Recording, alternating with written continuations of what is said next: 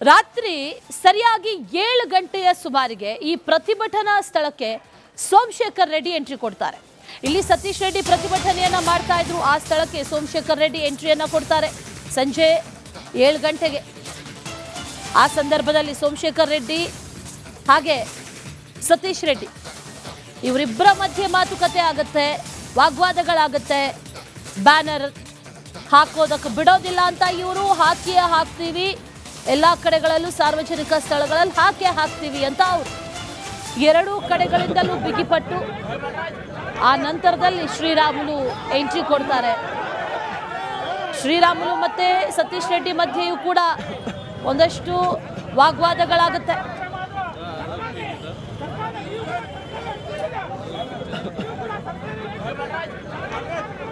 Ballari ಗಲಭೆಯ ರಣರೋಚಕ exclusive.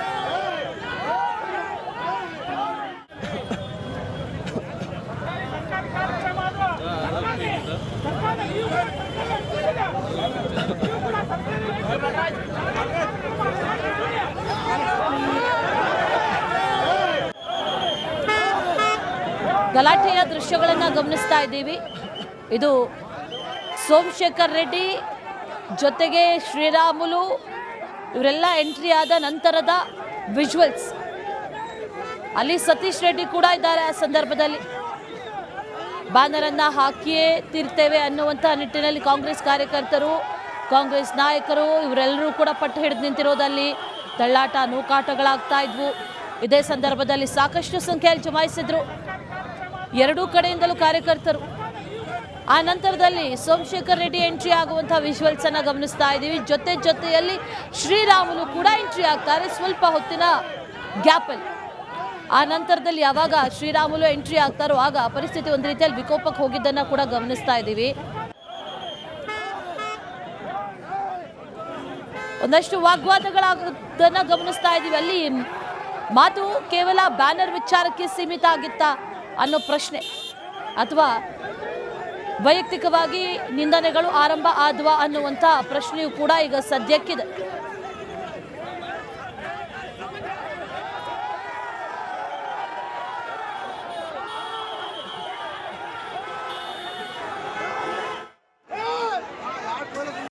ಇದು ಈಗ ಗಮನಿಸ್ತಾ ಇರೋದು ಫೈರಿಂಗ್ನ ದೃಶ್ಯ. ಅಂದರೆ ಸರಿಸುಮಾರು 9 ಗಂಟೆಯ ನಂತರದಲ್ಲಿ ಫೈರಿಂಗ್ ಆಯ್ತಲ್ವಾ.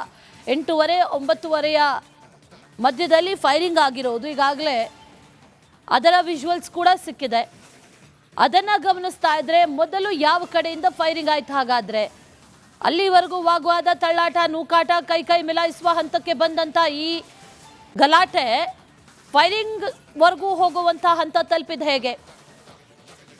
ಇಲ್ಲಿ ಅಂಗರಕ್ಷಕರಿಗೆ ಇರುವಂಥ ಒಂದಷ್ಟು ರೂಲ್ಸ್ ಆ್ಯಂಡ್ ರೆಗ್ಯುಲೇಷನ್ಸ್ ಅಂತಂದರೆ, ಯಾರಿಗೆ ಅಂಗರಕ್ಷಕರಾಗಿರ್ತಾರೋ ಅವ್ರಿಗೆ ಏನಾದರೂ ಆಗುವಂಥ ಸಂದರ್ಭದಲ್ಲಿ ಅಥವಾ ಅವ್ರಿಗೆ ಜೀವಕ್ಕೆ ಹಾನಿ ಆಗುತ್ತೆ ಅನ್ನುವಂಥ ಸಂದರ್ಭದಲ್ಲಿ ಅವ್ರ ಮೇಲೆ ಯಾರಾದರೂ ಹಲ್ಲೆಯನ್ನು ಮಾಡಿದಂಥ ಸಂದರ್ಭದಲ್ಲಿ ಅವರನ್ನು ಮ್ಯಾಕ್ಸ್ ಟು ಮ್ಯಾಕ್ಸ್ ರಕ್ಷಿಸ್ತಾರೆ.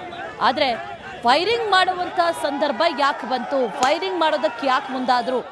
ಗಾಳಿಯಲ್ಲಿ ಗುಂಡು ಹಾರಿಸಿದ್ದ ಅಥವಾ ಯಾರನ್ನಾದರೂ ಗುರಿಯಾಗಿಸಿ ಹಾರಿಸದ ಅನ್ನೋ ಪ್ರಶ್ನೆಗಳು.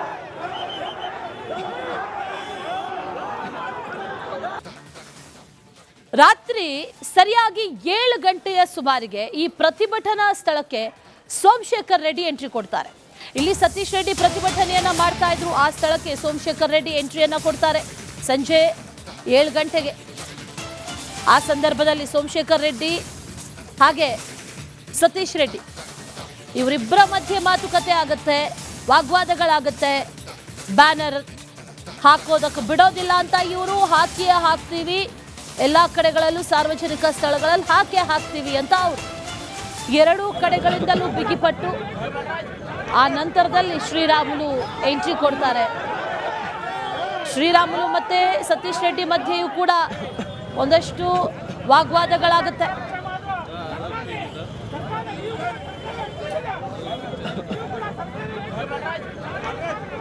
ಬಳ್ಳಾರಿ ಗಲಭೆಯ ರಣರೋಚಕ ಎಕ್ಸ್ಕ್ಲೂಸಿವ್.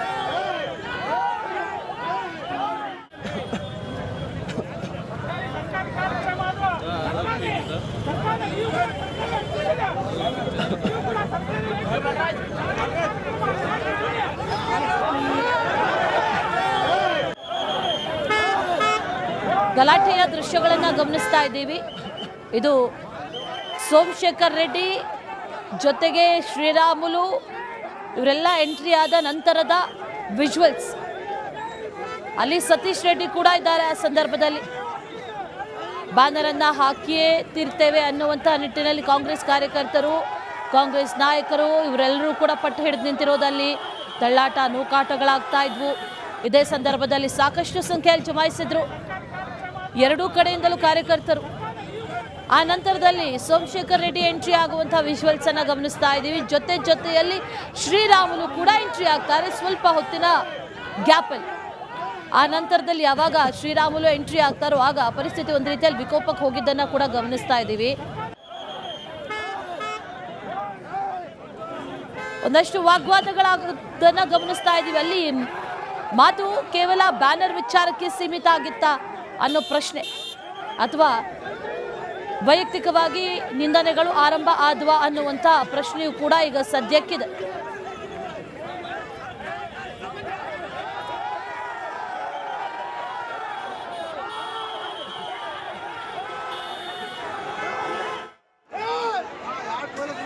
ಇದು ಈಗ ಗಮನಿಸ್ತಾ ಇರೋದು ಫೈರಿಂಗ್ನ ದೃಶ್ಯ. ಅಂದರೆ ಸುಮಾರು 9 ಗಂಟೆಯ ನಂತರದಲ್ಲಿ ಫೈರಿಂಗ್ ಆಯ್ತಲ್ವಾ. 8:30, 9:30 ಮಧ್ಯದಲ್ಲಿ ಫೈರಿಂಗ್ ಆಗಿರೋದು ಈಗಾಗಲೇ ಅದರ ವಿಜುವಲ್ಸ್ ಕೂಡ ಸಿಕ್ಕಿದೆ. ಅದನ್ನು ಗಮನಿಸ್ತಾ ಇದ್ರೆ ಮೊದಲು ಯಾವ ಕಡೆಯಿಂದ ಫೈರಿಂಗ್ ಆಯ್ತು ಹಾಗಾದರೆ? ಅಲ್ಲಿವರೆಗೂ ವಾಗ್ವಾದ, ತಳ್ಳಾಟ, ನೂಕಾಟ, ಕೈ ಮಿಲಾಯಿಸುವ ಹಂತಕ್ಕೆ ಬಂದಂಥ ಈ ಗಲಾಟೆ ಫೈರಿಂಗ್ವರೆಗೂ ಹೋಗುವಂಥ ಹಂತ ತಲುಪಿದ ಹೇಗೆ? ಇಲ್ಲಿ ಅಂಗರಕ್ಷಕರಿಗೆ ಇರುವಂಥ ಒಂದಷ್ಟು ರೂಲ್ಸ್ ಆ್ಯಂಡ್ ರೆಗ್ಯುಲೇಷನ್ಸ್ ಅಂತಂದರೆ, ಯಾರಿಗೆ ಅಂಗರಕ್ಷಕರಾಗಿರ್ತಾರೋ ಅವ್ರಿಗೆ ಏನಾದರೂ ಆಗುವಂಥ ಸಂದರ್ಭದಲ್ಲಿ ಅಥವಾ ಅವ್ರಿಗೆ ಜೀವಕ್ಕೆ ಹಾನಿ ಆಗುತ್ತೆ ಅನ್ನುವಂಥ ಸಂದರ್ಭದಲ್ಲಿ ಅವ್ರ ಮೇಲೆ ಯಾರಾದರೂ ಹಲ್ಲೆಯನ್ನು ಮಾಡಿದಂಥ ಸಂದರ್ಭದಲ್ಲಿ ಅವರನ್ನು ಮ್ಯಾಕ್ಸ್ ಟು ಮ್ಯಾಕ್ಸ್ ರಕ್ಷಿಸ್ತಾರೆ. ಆದರೆ ಫೈರಿಂಗ್ ಮಾಡುವಂಥ ಸಂದರ್ಭ ಯಾಕೆ ಬಂತು? ಫೈರಿಂಗ್ ಮಾಡೋದಕ್ಕೆ ಯಾಕೆ ಮುಂದಾದರು? ಗಾಳಿಯಲ್ಲಿ ಗುಂಡು ಹಾರಿಸಿದ್ದ ಅಥವಾ ಯಾರನ್ನಾದರೂ ಗುರಿಯಾಗಿಸಿ ಹಾರಿಸದ ಅನ್ನೋ ಪ್ರಶ್ನೆಗಳು.